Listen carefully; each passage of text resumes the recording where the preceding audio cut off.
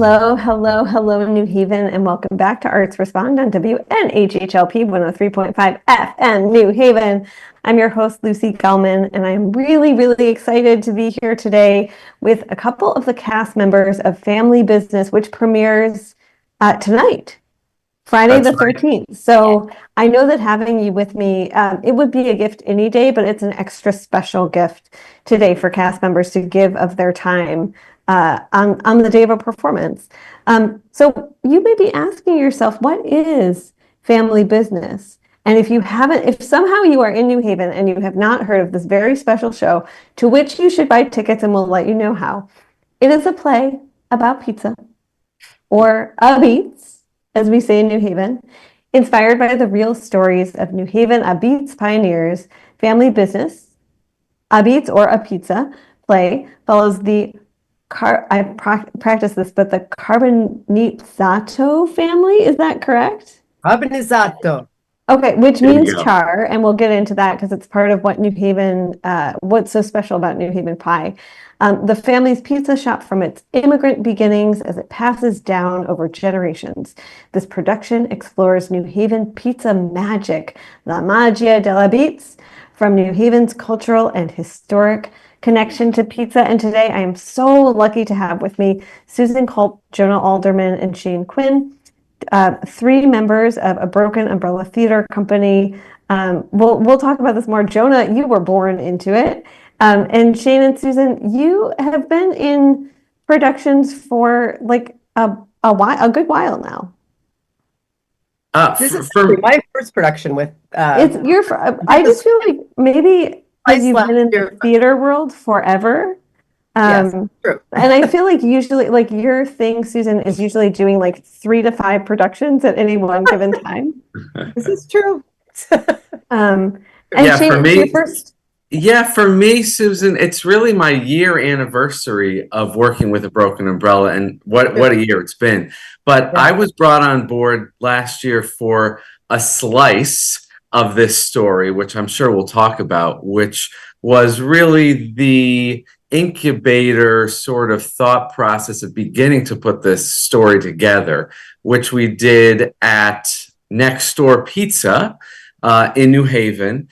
And it was a fully immersive experience. If your audience was there, you know, we had a portion where we ate pizza, where we talked about pizza, and then we saw the play. And a big shout out to Next Door Pizza and Doug Coffin, formerly Next Door Pizza now, for hosting us there. But I got a call from the executive director, the general manager of Broken Umbrella Theater, Eric Isaacs. And he said, we've got a part that I think you might be perfect for. And I'm sure we'll talk a little bit more about it, but I play a couple different parts, including the crooner, which is a la Frank Sinatra nod to the character. Sorry. No, go ahead. I was going to say there is so much fun New Haven history or references to New Haven history baked into the show. And so I do want to talk a little bit about starting with a slice, which, yes, was at the great Next Door Pizza, RIP.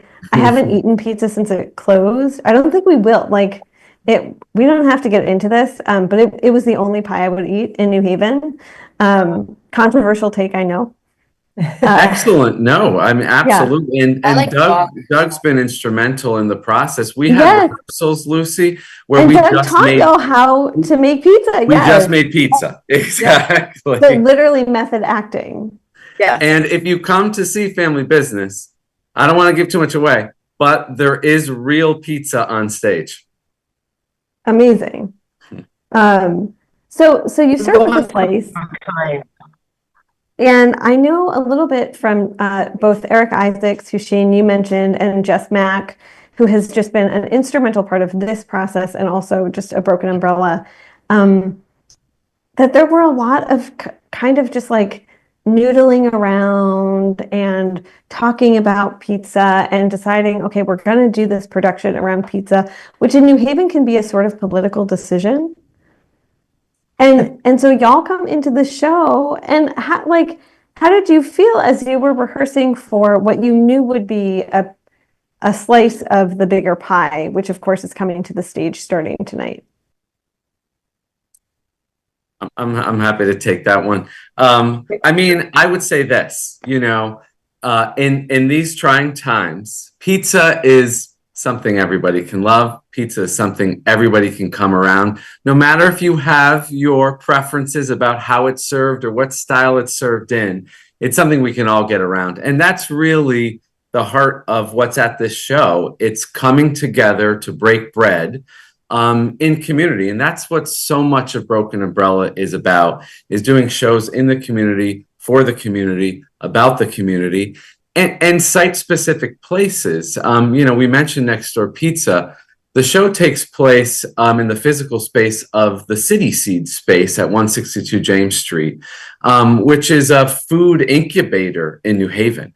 And they're bringing refugees and immigrants together in New Haven under one roof, along with Sanctuary Kitchen, to share that love of food. So no better place for us to do this than at that location. I'm sure we'll talk more about how Broken Umbrella has transformed the space and work with Sanctuary Kitchen. But, the pizza thing, it's ironic because I say to everybody in my life, if you're from New Haven, you've known about this for 100 years. Pepe's is celebrating its 100-year anniversary. I am so happy that it's having its moment in the sun, if you will, nationally. And it really gives New Haven a chance to put itself on the map, if you were, and say, hey, no Chicago, no New York, no Detroit. We're the big dog in town. And this show is really a love letter to that. Yeah, I love that. And I'm wondering if, so Jonah and Susan, I'm going to throw it to you. Either of you can take this. How do you feel like the process has transformed in the last year? I think so. So we started rehearsing at the smokestack, which was like we just had the floor and we didn't have any like actual sets or like. And then once we got to City Seed, there was like an entire turntable, and it like just showed us how like we could really use this like space to like make the show actually happen.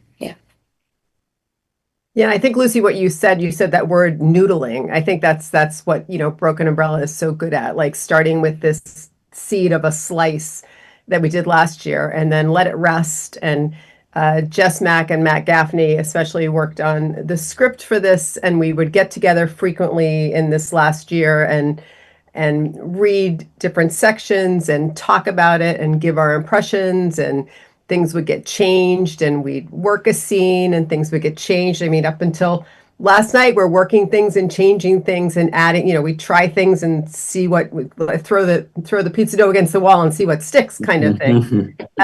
So it's ever evolving and it's very collaborative. We're all able to throw in our ideas and our voices, and it's just evolved into this wonderful full production So it's been a year of pizza love, putting this together. Yeah. Do you feel like it has upped your pizza consumption? Yes. Absolutely. Yes. Well, you know what, Lucy, I'll shout out for all of our community partners. We've partnered with, I think, 25 or 30 different restaurants in the New Haven area who have generously donated food and their time to the cast and the crew and the myriad of volunteers that have worked on this show. So as a professional actor, I haven't had this type of treatment in a long time, I have to say, because our meals are taken care of by our wonderful community partners. That's really been something special to see them support us in that way. That's super special. And pizza equally, we try to spread our pizza eating over all the different places. That's right. It's not just pizza. No, I love that. So every so often, like Dana Athman, who is a wonderful, community member in general, and kind of a neighbor of mine. She and her wife Cynthia live in Beaver Hills, but we'll post like pictures of what y'all are eating. Not to sound creepy, but I totally enjoy looking at people's food and being like, oh, they're eating Haven hot chicken tonight. That sounds good. Yeah, and I'm curious. So, for folks who are listening, who maybe don't know pizza history, this is a very abridged pizza history, but for folks who don't know, like on Worcester Street, Frank Pepe's opened, and this is sort of rehashing this from an article that I ran last year, with a bread oven in June 1925, and then Sally's came just a little bit later in 1938, and then in 1941, and we'll talk about this because this is central for your character, Shane, Bruno Cantante. Right. There was a visit from Frank Sinatra that was very storied. And in fact, like probably more important than a potential visit from Bill Clinton many, many decades later. Right. And then on State Street, modern Abitz, which started as Tony's Pizza in 1934, has been owned by Bill and Mary Pustari since 1988. So those are like the three, if you know New Haven pizza history, you hear people talk about this term, the Holy Trinity, and that's usually what they're talking about. But we also have this great, every time folks open a pizza restaurant, I think they're being a little bit brave and ballsy. So we have Brick Oven Pizza, which is a wonderful immigrant-owned business in downtown New Haven, the secret to which is you have to eat it while you're there. Mm-hmm. And while the pizza is hot. There's like Old World in Hamden that I think was used to own, it was a New Haven owner who used to have it. There is like Paul and Eddie's in Hamden, which is pretty beloved. There is Ernie's in Westville, which former Mayor Tony Harp always said was her favorite pizza in New Haven.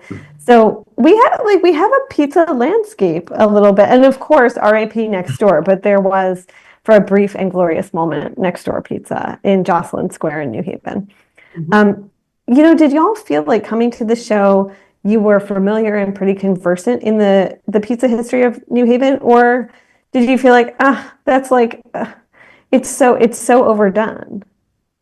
I'll jump in there. So I used to be a Pepe's purist.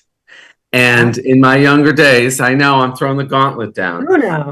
I could not be convinced. Now I've come around, everybody. Okay. So I think that we are lucky to live in the place with the best pizza in the country and probably the world. We were named the pizza capital of the United States recently.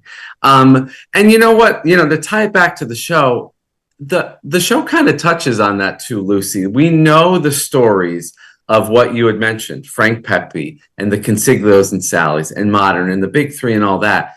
But there's also that influence that has come in this area that has allowed other folks, immigrants from other countries, to take that recipe and make it their own. And Bruno, actually, my character Bruno has a line in the show. There's Albanian pizza and Mexican pizza and Irish pizza and Lebanese pizza. And just because it's a little bit differently doesn't mean there's not a place for it in our community. So the show really celebrates that. And another tie-in is Sanctuary Kitchen will also be doing the concessions for the show. And they'll be serving different types of pizza, Syrian pizza, Afghani pizza, a little bit of a different influence on there. So to kind of answer your question, yes, definitely learned more about the different varieties of people who have come here, taken that recipe and then made it their own. And it's really opened my eyes to the special place that we live in New Haven. I have to ask a clarifying question, which is like, were you a purist, which would be like you only liked the red pie? Oh boy. Or the white clam pizza, which I have strong feelings about. You know what? No, I wasn't that purist. I was a purist in that I would go and wait in line for 2 hours, and that was part of the experience for me. Wow, I'm so impressed. And then like get a Fox and Park soda with your pizza. Of course, and then you go next door to Libby's and you get the Italian ice, or Canestris as it used to be. We referenced that in the show as well. Yeah. I wasn't alive then, no. So Jonah, I want to ask you, because you are a young actor coming to this cast, although this is not your first rodeo, right? You've done other roles, including playing Willy Wonka himself quite recently, which I think is really cool. It's such a fun show. And also like food adjacent, I guess, yeah. Candy adjacent, chocolate adjacent, yeah. Did you come into this with strong feelings about pizza? Yeah, so my favorite pizza place is Bar. Like, but I love all the pizza. Like, I'll eat any pizza because, like, I grew up with it. And I think that Mikaro Beats, like the made up pizza shop in the show, makes like the like New Haven pizza. So like they only char it, and like for most of the show they're only making New Haven specials. So yeah. So let's get, Susan, I do want to ask you before we really get into the sort of the nitty-gritty of the show. Do you have strong feelings about pizza? This is something I've interviewed you so many times and we've never talked about this. Never talked about pizza. I am pretty eclectic. I like a little bit of everything. I'm really excited to try the Sanctuary Kitchen offerings that they're going to have at the show because I have not had those. And yeah, I can't say that I have a favorite because I kind of like a little bit of everything. I will say next door's mashed potato was probably my favorite mashed potato pizza. So I'm very sad that that's gone. But yeah, but I like a little bit of everything. I don't play favorites, I guess. Yeah. The secret to that one was the caramelized onion. Exactly. Yeah. Doug Hoffman is surprisingly good. Chef's kiss. Yeah. So I do want to ask a little bit without having spoilers, because again, and we will talk about how folks can do this. You should go buy tickets and support the show because you're supporting both a Broken Umbrella Theater, which is a New Haven born and bred theater troupe. And you're also supporting the International Festival of Arts and Ideas, which turns 30 this year, which is so wonderful. If you know anything about ANI, not only is it a New Haven institution, but this year it's going through, as many arts organizations are, like kind of a rough patch because it lost a lot of its funding from the National Endowment for the Arts under the current administration. So please support these organizations and we'll talk about how. I want to ask you a little bit, again, without including spoilers, about how the show has sort of morphed and changed. So when it was a slice, which was presented at Next Door almost exactly a year ago, I think it was last June, the show was set across 3 different periods of time, 1929, 1949, and 1989.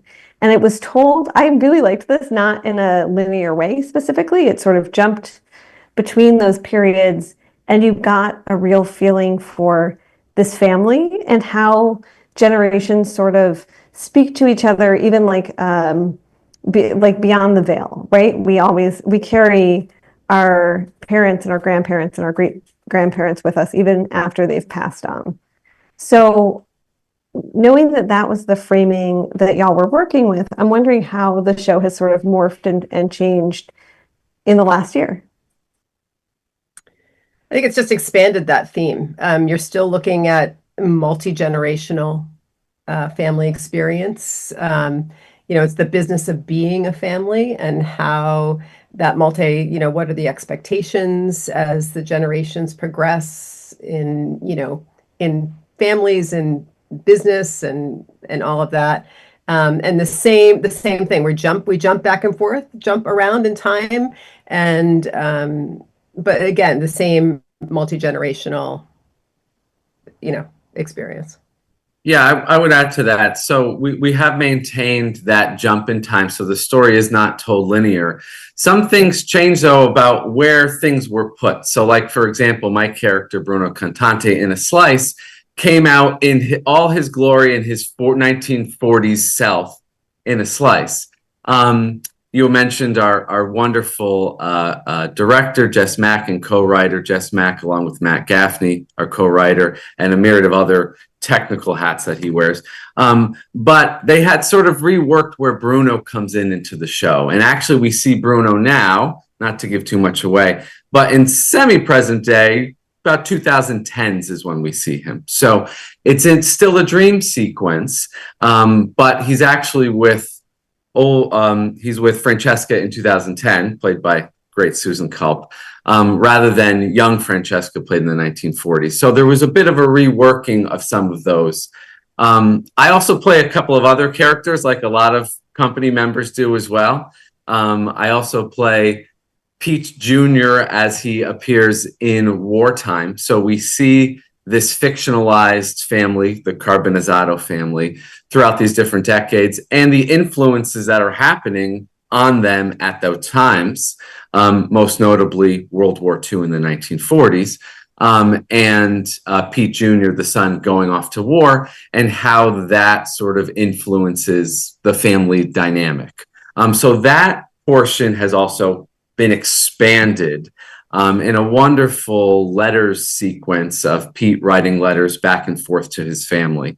And, the other, thing that I'll say about working with a broken umbrella is it keeps you on your toes. As Susan said, it's highly collaborative. And as Susan said as well, we've been working on things just as soon as last night. And a lot of these things have been changing and changing and changing. And sometimes you get up in rehearsal and you're playing a character that you might not be playing ultimately, but you're just sort of working that character, letting everybody see what that character is, and then maybe playing a different character the next time you come to rehearsal or the next time you come to rehearsal. So it's really been a really wacky and fun experience. And I think the final product is going to be really special. I think my character of young Charles, because my dad plays the older version of me, our character together has been expanded way more than in a slice, because we now have more time, and it's a longer play, it's the full play, so they get more of a backstory and more of a story in the future with yeah. Yeah, and in a slice, I actually was playing Lucrezia in the slice, and now I'm playing Francesca, and you're going to see 3 generations of me. You're going to see a mini me and a mini me. So. I want to return to something, Shane, that you said, which is that there's more of a focus. So in a slice, if I'm remembering the production correctly, we learn that World War II has transpired, and there's been some loss for this family associated with the Second World War. But then it's kind of like you move on, not specifically because it's an afterthought, but because in business you have to. I mean, that's actually the reality of the world that we're living in. The world doesn't stop when you lose a person. Right. But I'm wondering, as y'all have expanded this portion that acknowledges and sort of explores and digs into the Second World War, especially because of the time that we're living and producing theater in, do you feel like it's given you a little bit of a gift of perspective? Absolutely. Yeah. I mean, I was, challenged to come into this character, Wartime Pete, as we call him. And, I remember in rehearsals working with Jess, I was really emoting and, sort of hamming it up about the war is terrible. But to your point, Lucy, when I dug deeper, it was this sort of quiet, sort of just needed confidence to just give confidence to the family, to say, hey, this is just something I have to do, and this is something you have to do. And like you said, sometimes you just have to keep going in the family business. And that's what the show kind of explores, is that Pete sort of had this dream of expanding the pizza business, but it was thrust onto Francesca in this fictionalized family. And she sort of had to learn to love it. My grandparents were part of that generation, the 1940s greatest generation, and my grandfather on both sides of my family both fought in the war. And it resonated a lot with me, those choices that the families had to make, and particularly the women.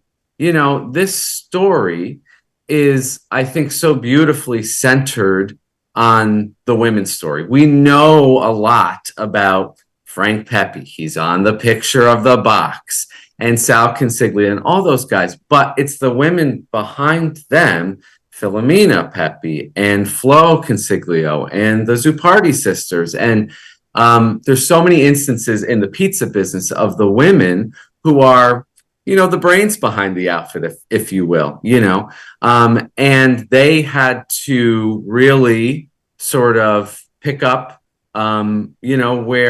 where they needed to. And I think that's what that portion of the show really emphasizes, of what the necessities were for them to do during that time. And how strong these women were. I mean, the loss and everything. I mean, not just in that period of time. I mean, the loss and all the women that did take over these businesses, very strong women. Yeah, I mean, Susan, especially, do you feel like, I feel like we're in this moment, like America has always hated women. I feel like that's actually not a secret. But we're in this moment where, at least I feel like America like hates women, and especially mothers, just extra. And so Yeah. So does it feel, sorry to be a Debbie Downer. So, how does it feel like talking about these powerful matriarchs in the show who, I think you're right, like, haven't specifically gotten their flowers? Mm-hmm. No, she even talks about, at the end, Francesca talks about, this wasn't my dream. I mean, I had these wonderful dreams to be a singer, to be, and how you think about those experiences for the women, especially after the war, right? And how many of them gave up these dreams, and they were so strong, and family came first. I mean, it's all about family, and they carried on. And that is a story that we're still doing, right? And yeah. And I think, we again, not to give anything away, but we reworked again the end of the show last night. So if you come tonight, opening night, you'll see, I think, the final version, but who knows? And, the last word of the show is legacy. And, that's what these women are handing down from generation to generation to generation to generation, is the legacy of this hard work that they've put in their blood, sweat, and tears into it. And it's so beautifully staged, with all of the generations of women on stage at the end, which really kind of pictures that for everybody. So just before we continue, I want to remind folks that if you're just joining us here, you're on WNHHLP 103.5 FM New Haven. I'm your host, Lucy Gellman, and today I am here with a couple of the cast members of family business apizza play from A Broken Umbrella Theater, which premieres tonight, Friday, June 13th. We're not going to talk about that. My grandmother would be turning over in her grave. She was deeply trichodecaphobic, but we're not. But she loved pizza, so maybe that those things cancel each other out. But it is running Fridays through Sundays through June 28th. So you truly have no reason not to see this show, because you have many, many opportunities to do so through both A Broken Umbrella and the International Festival of Arts and Ideas. And we'll pop a ticket link in, but also if you go to the website for Arts and Ideas, you can find a direct ticket link right there. It was down this morning, but it is back up and running. So there you go. I want to talk about the fact that A Broken Umbrella, which for years has been really good at cultivating these community partnerships. I think if you're a local theater company, you sort of have to do that, especially if you don't have a brick and mortar space, which A Broken Umbrella is working towards, but that is a relatively recent development. And over the years, A Broken Umbrella has worked with the Westville Village Renaissance Alliance, with Art Walk, with the New Haven Free Public Library. They did an incredible project called the Library Project several years ago. And in addition to the several restaurants that y'all have partnered with that literally have kept actors going, right? We know that food is fuel in this show, but well beyond it. you're partnering with City Seed, which I think is so wonderful. City Seed has gone through a leadership transition in the past year and a half. Sarah Miller is its director. She's so wonderful. And then also it has moved into a new space in the Fairhaven neighborhood of New Haven, almost exactly a year ago. It was about last August when it moved into and started leading tours through this new space. So let's talk a little bit about building out family business in that regard in City Seed, because it was a fairly minimal set, with the advantage of being in a pizza restaurant last year. I can start. We have, first of all, we are extremely lucky to be partnering with City Seed and all of their organizations that they bring together. The space is 162 James Street, and it is an incredibly open space that has been transformed. I believe it's 18,000 square feet, and they've been, there's 2 levels, and they've been extremely generous in letting us use the space fully throughout our rehearsal technical process. The upstairs is where our rehearsals have been, and downstairs simultaneously have been building the set. This is a professional grade set with professionals from regional institutions who work in this area at the different theaters. They wear multiple hats that have transformed the space. When you walk into City Seed, you will think that you are in a pizza shop. And to talk about the set a little bit, it is literally on a pizza. It is a spinning turntable, a round turntable that turns to 3 different locations: the inside of the shop, the kitchen of the shop, the outside of the shop. And expert lighting, expert sound design. We're extremely lucky to be working with, such professionals that have transformed the space. But they've been instrumental in sort of giving us the room to experiment. And that's Broken Umbrella's thing too, is that we have gone in there and transformed the space to let people know that we're not just there, but City Seed is there. Come to 162 James Street, come to City Seed long after we leave on June 28th. And it's been an instrumental partnership with them, which I think is super special. And specifically, you're working very closely with Sanctuary Kitchen, which I love. So Sanctuary Kitchen, if somehow like you live in New Haven, but you're under a rock and you don't know, is a wonderful, wonderful group of immigrant and refugee chefs. I think exclusively women who, so it has sort of evolved since 2017. That's when it was officially sort of founded by Sumaya Khan, who now is doing really, really cool work around like culinary justice and education on the West Coast. We miss her so much. Mm-hmm. And like, I love that in this story about this Italian family business, or this Italian American family business, you are recognizing, especially at a time when it is not fashionable to do so, the legacy of immigrants and refugees in New Haven and how that has changed in the past 2 centuries. So I would love to know a little bit more about that partnership. Yeah, I mean, I think you kind of nailed it, Lucy. And the starting point is Italian Americans have a rich history in New Haven, and I think a lot of people are familiar with that. And when they think of pizza, they may think of that, but that was just the beginning, And as I had said earlier, that sort of was the incubator for immigrants and refugees to come here and bring their own spin on stuff. And that's really what Sanctuary Kitchen is providing. Like I said, they'll be providing concessions during the show and have their spin on different pizza offerings. And it's mentioned in the show. There's sort of a wink and a nod, particularly with my character Bruno Cantante. Is he Italian? Is he Frank Sinatra? There was, is it nebulous? What is he? Does it matter? And ultimately it doesn't matter, because we're coming together over food.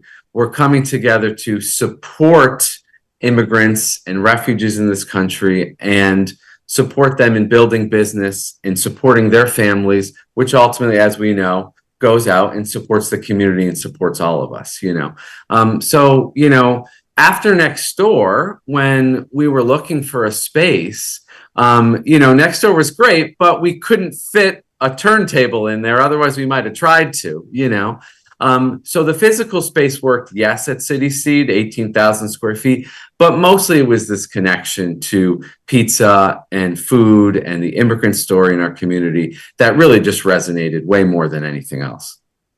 Yeah, I'm always curious in what some of the backstage because I can go to the show and I'm going this weekend and review it and talk about how glowingly beautiful all of your performances are.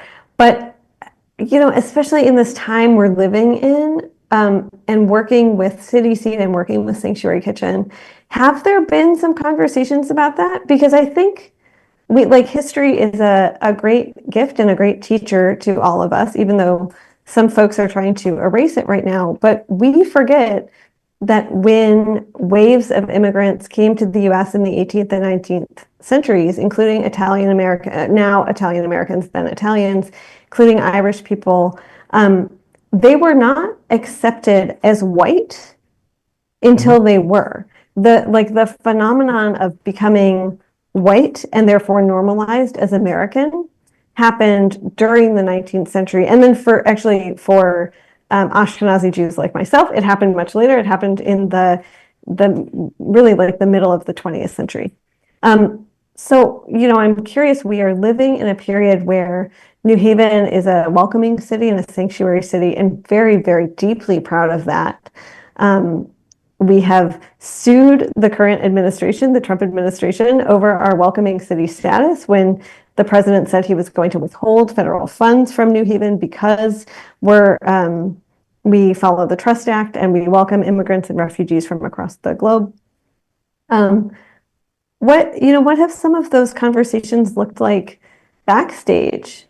And even when you come home from rehearsal around your kitchen tables or in your schools, Jonah, I'm looking at you, in your classrooms, just because I think it is a really important and vital time to talk about the fact that this country has centuries of immigration history.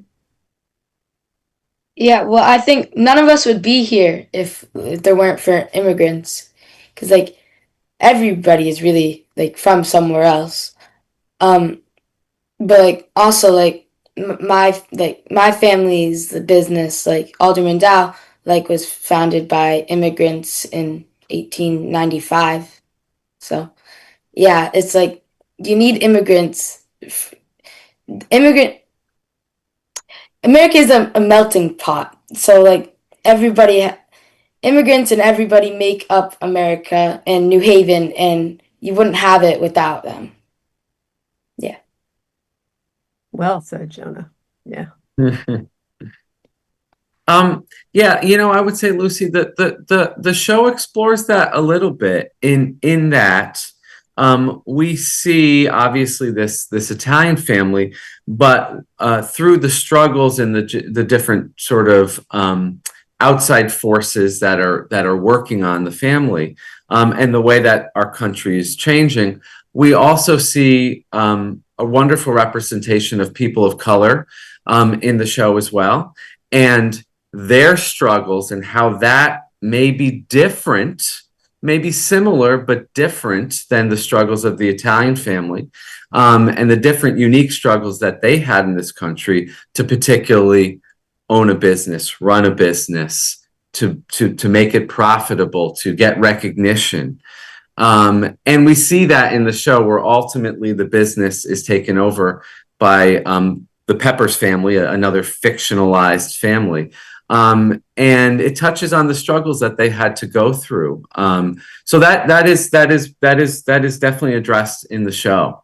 And I think that'll resonate with not just business owners, but I think, people of color and people who've come here and who might have not, been welcomed right away, as you alluded to, Lucy, and how they had to work harder, in order to make it. And I would say still have to work hard. Like that's how white supremacy shows up. And yeah, I mean, in New Haven, a city that within the last century has seen the very real and deleterious effects of urban renewal, of what governments called slum clearance, but was not some slum clearance. It was actually just moving generations of Black families out of neighborhoods where they were economically self-sufficient. And, you know, even now we're seeing like there's a huge disparity in loans that the Small Business Administration gives out. That's not a Trump intervention. That was true under President Joe Biden. That was true under President Barack Obama. So yeah, I mean, I think you're absolutely right. Susan, I want to just give you a chance to hop in. Well, you were asking like how when us and speaking in our kitchen tables, and I think we all have. And I mean, I don't want to speak for the rest of the cast, but I do think we've all, you know, in working on our backstories and thinking about our characters for this play, you know, harkened back to our family's immigrant experiences, and hopefully that's part of what's brought the richness to all of our characters and to this ultimately to this big story. So hopefully you'll see that. So I also want to ask, you know, as we're winding down, how do all of you as artists take care of yourselves? Especially right now in the world. I'll start. So, you know, the wonderful thing about working with a broken umbrella is, and you know, I'm going to embarrass Jonah here for a second. It is such a multi-generational operation. We are working with folks that have done this for their entire career, 10, 20, 30, 40 years. And then we have young folks like Jonah and others who are just starting their careers in the theater and are still in school and still learning. And it's a constant reminder to me as an artist that I am continually learning. And I learned so much from Jonah in particular. I tell a small little story. The other night we were doing a dress rehearsal, and of course it's a bit chaotic. We have 1,000 million props in this show.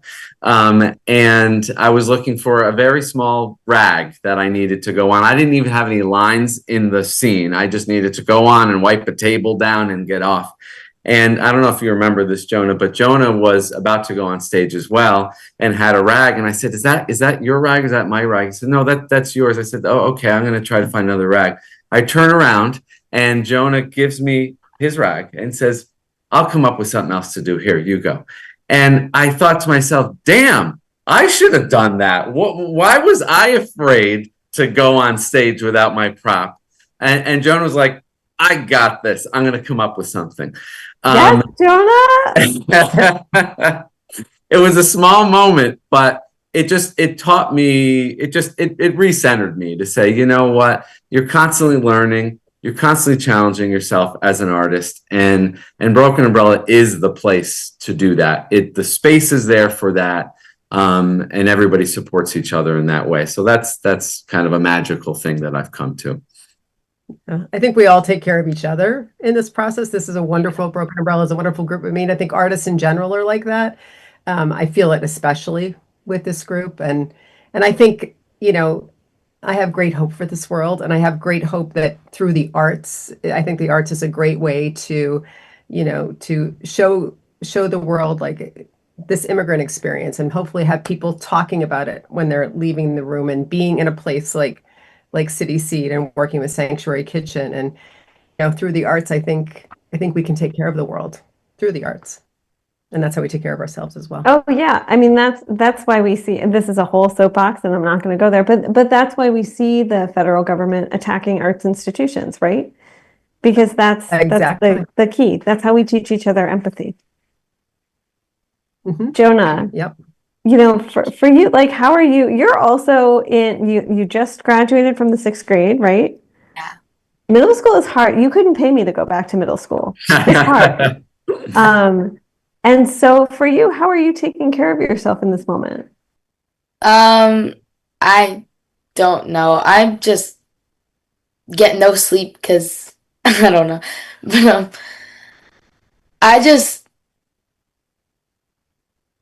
I have no idea. I don't do anything. I just live Jonah does a lot, actually, and not to give my it normal away, life. but Jonah also plays an instrument in this show as Oh well. yeah. So you're gonna see him do a lot of he sings, he acts, he plays instruments. I think he dances a little bit. I think he plays sports probably. Yeah. I will also say that's been a really beautiful thing to watch as someone who's been writing about Broken Umbrella for like a decade, maybe 11 years. It's been really beautiful to watch, just like how generations um, fold themselves into the cast, for lack of a better description. There was this question, I think, at one point of like, how are we going to become a multi-generational theater company? And y'all are just doing it. Like, you just did the thing. You didn't think about the thing or talk about doing the thing, yet you just did the thing, which is sort of like what you have to do when you own a small business. Because if you don't do the thing, you're operating in the red, and then you have to close. Mm-hmm. Yeah, and that's the special thing about working with Broken Umbrella. And like I said, we have professionals who have been doing this for many, many years. And then we have the children of many of the cast members and company members who have folded themselves in. For example, our director and co-writer, Jess Mack, one of their children is running the light board. And I believe they're 14. And, it's just inspiring to just see them jump in without any fear. And just go while balancing life. That's the other thing too, which is so wonderful about Broken Umbrella and as an artist, being in a space that recognizes all of the other things that are happening in people's lives. Many people wear many different hats, have multiple different jobs, have families, have other commitments, other things they're involved in, other trials and tribulations in their life. And the space is made in Broken Umbrella for that. And again, as an artist, it's something that I really haven't really seen to this degree. And that's what's so special about it. And, we're expanding. You had mentioned the new building earlier, Lucy, the Umbrella, as it's called. And I think an important point that we're trying to let folks know is, yes, we're building a building. We are still going to go out and do site-specific work. That building may be used by us, but is an incubator for other people to come and do their work and to come and explore and to come and give back to the community and invite the community in. And that's really the focus of that building in particular. And I think that's, another special thing about this company. I love that. And that feels like a really beautiful place to end, because I would say the umbrella is in its early stages, but it's growing. It has some beautiful community partnerships that are developing. So if you are just joining us here on WNHHLP 103.5 FM New Haven, you have missed a great episode of Arts Respond. Please go back and listen to it. I'm your host, Lucy Gellman, and I have been here today with cast members from a Broken Umbrella Theater's family business, Abitz play, or if you're not from New Haven, you can say apizza play. But Abitz is so much more fun to say. Exactly. I get scolded in rehearsal if I say apizza. It's Abitz. Abitz. It's Abitz. So if you have listened to this, or if you just see like these beautiful people on screen and you're like, how can I see them more often during the month of June, which is a great question to be asking, you can go to the website for the International Festival of Arts and Ideas, which is artidea.org. Super simple. Mm-hmm. And go to their programs tab, and you can either pull up the calendar or a full list of programs in the festival. And you can go to any of the dates that the show is playing, starting with today, Friday, June 13th. And buy tickets. There's a great ticket link right there. It's very straightforward. I highly, highly recommend it. You're supporting three wonderful New Haven organizations. You're supporting City Seed and Sanctuary Kitchen, which lives under the City Seed umbrella. You're supporting a Broken Umbrella Theater, and you're supporting the International Festival of Arts and Ideas. These are all gems in New Haven that I think we're living in a time that's a little more precarious for the arts and certainly for anything in food education and food justice. So if you have the resources, please, please, please go see this show. It's going to be a really good time. And it's a musical. We didn't even talk about that. So yeah, prepare to be shocked and awed and surprised, and probably leave with a hankering for pizza that you can sate right there. You'll be singing about pizza on the way out. Amazing. I get I stuck mean, in really, your head. like, what could be more delightful than that? It's something thank you everybody all. can agree on. Yeah, it's something everybody can agree. We're not even going to ask you your favorite pizza. I love that this is a fictionalized shop because you knew, y'all had the sense to not make this about a New Haven pizza shop, because someone would come for you if you had. So It would be too divisive. it would be very divisive. Thank you all so much. Have a beautiful day. And what am I supposed to say? Break a leg tonight? I'm not supposed to say the GL word. Just say Abitz. Abi. Okay. Abi. La magia de la Beats. Okay. There you go. Mwah. Bye, y'all. Thank you, Lucy. Bye now. Thank you.